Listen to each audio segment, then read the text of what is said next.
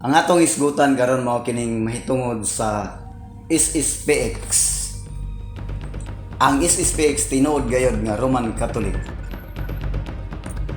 Ang SSPX usa ka katilingban sa kaparian ng mga Romano Katoliko supay sa gisabwag nga bakak sa mga modernista. Ang SSPX dili usa ka sikta kundi dili usa ka katilingban sa mga pari nga Romano Katoliko.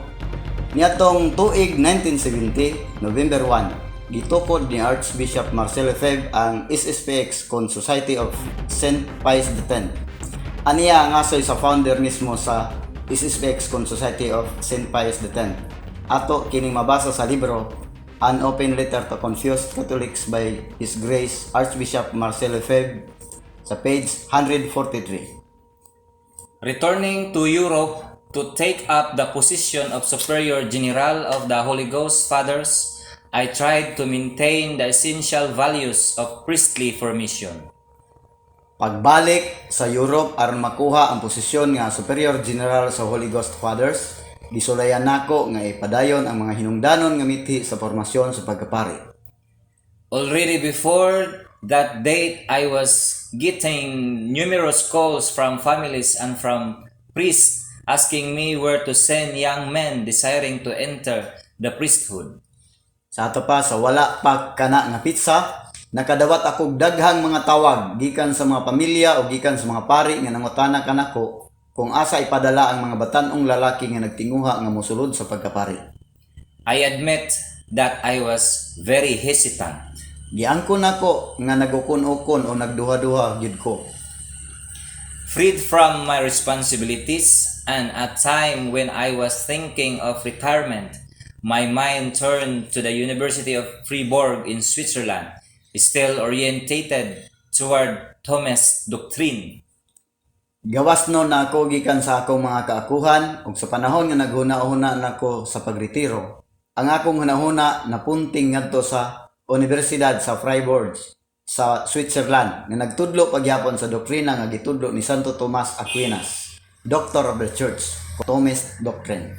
The Bishop Monsignor Cheriri received me with open arms. I rented a house and we received 9 seminarians who followed the university course and the rest of the time led the life of a real seminary. Ang obispo nga si Monsignor Cheriri midawat kanako uban ang abli nga mga bukton. Nag-abang ako usa ka balay og midawat kamig siyam ka mga seminarista nga nag-eskwela sa kurso sa universidad og ang nahabilin nilang mga oras giniyahan sa pagpuyo sa kinabuhi sa usa ka tinuod nga seminaryo. They very soon showed the desire to work together in the future, and after thinking it over, I went to ask Monsignor Cheriri if he would agree to sign a decree for the foundation of a fraternity. Dali ra nila gipakita ang tinguha sa pagtinabangay sa umaabot. Pagkahuman kog hunahuna niini, gipangutanan nako si Monsignor Cheriri kung uyon ba siya nga pirmahan ang usa ka dekreto o mando alang sa pagkatukod sa usa ka fraternidad kon brotherhood sa mga pari. He approved its statutes and thus was born on November 1, 1970, the priestly fraternity of St. Pius X. We were canonically instituted in the Diocese of Fribourg. Giaprobahan niya ang mga balaod niini og busa na himugso niadtong Nobyembre 1, 1970 ang Priestly Fraternity of St. Pius X. Natukod kami base sa Canon Law 1917 sa Diocese of Freiburg. Niadtong Nobyembre 1, 1970, gitukod ni Archbishop Marcelo Lefebvre ang Society of St. Pius X kon SSPX. Opisyal kini nga gidawat og giila sa obispo sa Lausanne, Geneva ug Freiburg nga mao si Bishop Francois Cheriri. Nan tinuod gyud kini nga usa ka diyutay nga sanga nga giayudahan sa simbang Katoliko ug dili usa ka sikta. Baka kon ditong grupo nga nagingon nga sikta kuno ang SSPX. So nganong gisupak man sa SSPX ang kasaypanan sa Vatican II? Tungod kay ang Vatican II misupak man sa sagradong tradisyon nga Katoliko. Kung sapako nato ang sagradong tradisyon, gisupak nato ang Dios tungod kay ang sagradong tradisyon pulong man sa Dios. Wala lang kini gisulat sa mga apostoles. Ani ang hinungdan sumala gyapon sa mga libro ni Archbishop Marcelo Lefebvre. I have to admit that already by then at the beginning of the 60s. The pressure was such and the difficulties so considerable that I could not achieve the results I wanted. Akong dawaton nga kaniadto pa sa pagsugod sa mga tuig 1960s. Ang hangyo diha na ug ang mga kalisod dagko kayo nga dili na nako maabot ang mga resulta nga gusto nako mahitabo. I could not keep the French seminary in Rome, which was placed under the authority of our congregation, on the same right lines as when we were there ourselves between 1920 and 1930. Dili nako mapadayon ang French Seminary sa Roma nga gibutang ubos sa otoridad sa among kongregasyon, Holy Ghost Fathers. Sasama og tukmang linya sa mga panudlo namo niadtong mga tuig 1920 ngadto sa 1930. I resigned in 1968 in order not to endorse the reform undertaken by the General Chapter in a direction contrary to Catholic tradition. Niresign ako pagka Superior General sa Holy Ghost Fathers niadtong 1968 aron dili maendorso ang reforma nga gihimo sa General Chapter sa direksyon nga sukway sa tradisyon nga Katoliko. Ang pagtong Katoliko nagagat nato sa pagpabilin diha sa sagradong tradisyon. Apan ang Vatican to nagtudlo og modernismo, mga kabaguhan nga supa kayo sa gitudlo sa nag-unang mga Santo Papa sa Iglesia Romana Katolika. Ilabi na sa gitudlo ni St. Pius X, sumala sa iyang mga dokumento nga pascendi og lamentabilisan ni. Mao ka na hinungdan nga nang gisupak ni Archbishop Lefebvre og sa mga traditionalist Catholics ang Vatican II o gitukod ang Society of St. Pius X niadtong 1970 dihang gisugdan sa pagpatuman sa mga parokya ang Novus Ordo nga misa ni Annibale Bugnini. Si Pope Benedict XV diha sa iyang sulat Ad Beatissimi Apostolorum nagtudlo nato. Let there be no innovation. Keep to what has been handed down. Ayaw mo pagbag-o o pag-usab-usab, ipadayon kung unsay gitugyan kaninyo. Si Pope St. Stephen I, 254 to 257 AD, nagtudlo. Let them innovate in nothing, but keep the tradition. O wala bisag unsa nga bag-oon nila kung dili sundon lang gyud ang mga tradisyon. Si Pope St. Pius X diha sa Pascendi nagisgot sa otoridad sa Ecumenical Council, nagtudlo. For Catholics, nothing will remove the authority of the Second Council of Nicaea, where it condemns those who dare after the impious fashion of heretics to deride ecclesiastical traditions, to invent novelties of some kind, or to endeavor by malice or craft to overthrow any one of the legitimate traditions of the Catholic Church. Alang sa mga Katoliko, walay makatangtang sa otoridad sa ikaduha nga konsilyo sa Nicea. Din gisaway niini ang mga nangahas sama sa dautan ng mga pamagi sa mga erehis sa pagtamay sa mga tradisyon sa simbahan. Pag-imbintog bisag unsang klase ng mga kabaguhan o aron magtinguhag malisya o limbong aron mapukan ang tanang lehitimong mga tradisyon sa simbahang Katoliko. Mahimo ba ang wagtangon sa usa ka obispo ang katilingban sa mga paring nga gitukod o giaprobahan panahon sa gisundan niya nga mga obispo sa usa ka diocese? Dili. Sa mga gyapon nga libro, An Open Letter to Confused Catholics nga gisulat ni Archbishop Marcel Lefebvre sa pahina 143, mao kini ang giingon. These details are important.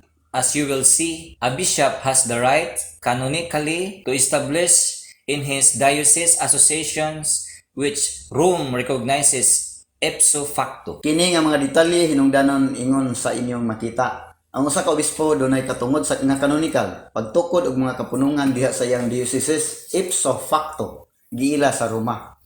It follows from this that if a succeeding bishop wishes to suppress an association or fraternity, he cannot do so without recourse to Rome. Base niini, kung ang sunod nga obispo gusto nga mupugong sa usa ka asosasyon o fraternity, dili niya kini mahimo kung dili siya modangop sa Roma. The authority of Rome protects what the first bishop has created so that associations are not subjected to an insecurity harmful to their development. This is how it is willed by the law of the church. Gipanalikdan sa otoridad sa Roma ang gihimo sa unang obispo aron ang mga asosasyon dili mapailalom sa kakuyaw nga magkadaot sa ilang kalambuan. Ingon ini ang gimbutan sa balaod sa simbahan. The priestly society of St. Pius X is consequently recognized by Rome in a perfectly legal manner. Although this is by diocesan and not by pontifical decree, the latter not being absolutely necessary. Ang kapunungan sa mga pari is specs giila gayud sa Roma sa usa ka hingpit og legal nga pamaagi. Bisan kun kini pinaagi ra sa dekreto sa diocese o dili pinaagi sa dekreto sa papa nga wala na kinahanglanan. There exist hundreds of religious congregations founded on diocesan decrees which have houses throughout the world. Doon ay gatusan ka mga relihiyosong kongregasyon nga gitukod pinaagi sa mga dekreto sa diocese nga doon ay mga Pinoy-anan sa tibuok kalibutan. Giuyunan ba sa mga kaduguan sa Roma ang Society of St. Pius X? Giuyunan. Maong gihapong libro nagkanayon. When the church recognizes a foundation or diocesan association, she accepts that it will train its own members. If it is a religious congregation, she accepts that there will be a novitiate or house of formation. For us, this means our seminaries. Kung ang simbahan nila sa usa ka foundation o kapunungan sa diocese, gidawat niya nga kini magbansay sa kaugalingon niyang mga miyembro. Kung kini usa ka relihiyoso nga kongregasyon o kapunungan, gidawat niya nga dunay gyud ni usa ka novitiate o balay alang sa pagporma sa mga sakop niini. Alang kanamo kini nagpasabot sa among mga seminaryo. On the February 18, 1971, Cardinal Wright, prefect of the Sacred Congregation for the Clergy, sent me a letter of encouragement in which he expressed confidence that the fraternity would be well able to fit in with the objectives sought by the Council in this holy dicastery with a view to supplying clergy for the world. Niadtong ika-18 sa Pebrero 1971, si Cardinal Wright ang prefect sa Sacred Congregation for the Clergy, konsagradong kongregasyon alang sa mga pari, nagpadala ka na kog usa ka sulat sa pagdasig diin gipahayag niya ang pagsalig nga ang fraternity is specs mahimong mohaom sa katuyuan nga gipangita sa konsilyo nining sagradong dikasteria nga dunay tumong paghatag og mga pari alang sa kalibutan. Ang SSPX tinuod gyud nga katilingban sa mga pari nga Romano Katoliko. Nandili di ay kini sikta sumala sa gipatuo sa mga bakakon ng mga modernista. Baka ka nang giingon sa video nga ang SSPX sikta o excommunicated kuno nga grupo sa mga pari. So matod pa sa maong video, Archbishop Marcel Lefebvre was excommunicated in June 1988 for consecrating 4 bishops to help carry on his battle to return to a Latin Mass and to preserve other practices rejected in the wake of the Ecumenical Council Vatican II.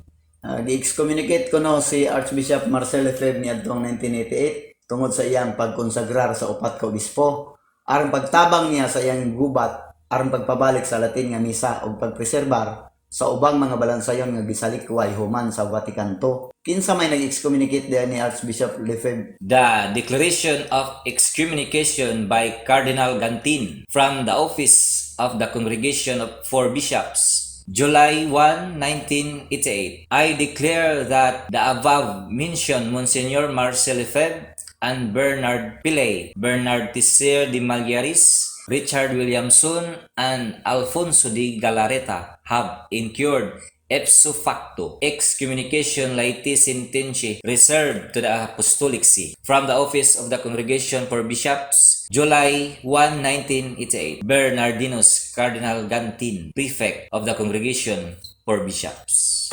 Santo Papa ba ang nag-excommunicate ni Archbishop Lefebvre? Dili, Kinsa man dahil nag-excommunicate kang Archbishop Lefebvre? si Cardinal Gantin. Santo Papa ba ka na si Cardinal Gantin? Dili, Kinsa man lang di ay maka-excommunicate ipso facto sa usa ka Katoliko. ang Santo Papa ipso facto excommunication laeti sententiae reserved to the Apostolic See.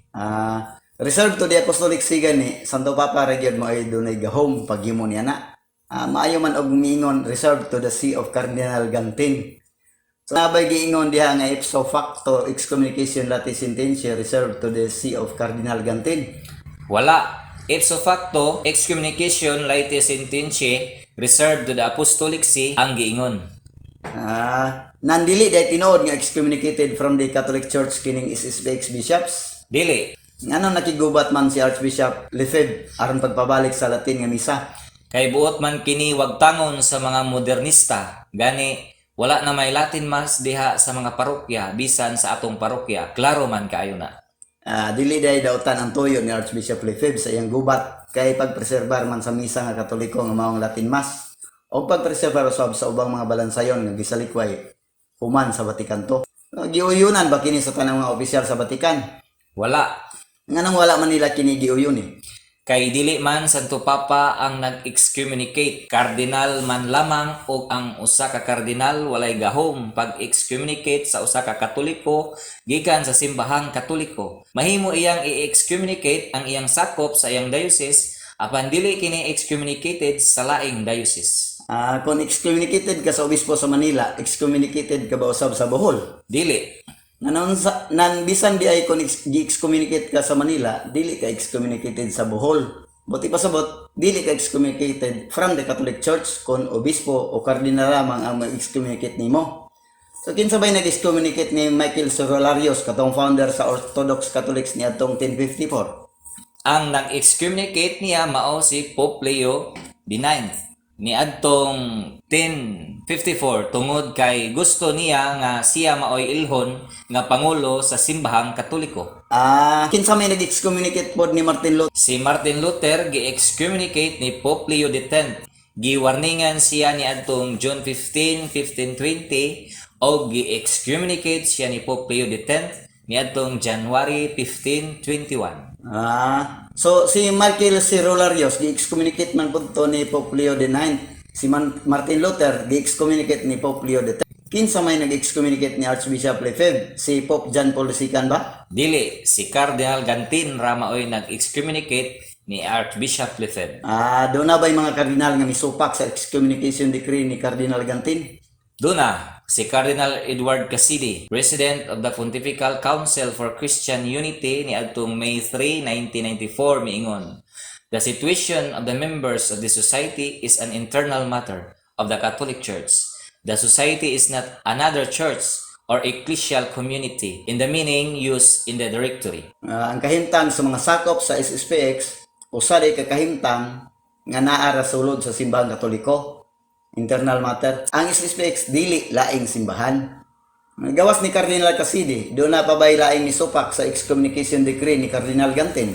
Duna, silang Count Neri Capuni, Professor of Canon Law at the University of Florence, Cardinal Castillo Lara, President of the Pontifical Commission for the Authentic Interpretation of Canon Law, Oratorian Canonist, Father T.C.G. Glover Og, Father Patrick Baldrini, Dean of the Faculty of Canon Law of the Institute Catholic in Paris. Nandili gyud ay tinuod nga excommunicated gikan simbahang Katoliko ang mga pari o mga obispo sa SSPX. Bakak day na ilang gipatuo sa mga modernista, mga bakako nila ni mga modernista. Ang SSPX tinuod gyud ay nga Roman Catholic. Isgutan dara na kon nganong nasupak ni sila mga dagkog mga ranggo sa simbahang Katoliko unya ngano pod nga iligkas ang maong excommunication decree ni Gantin. May bawaan ra na to.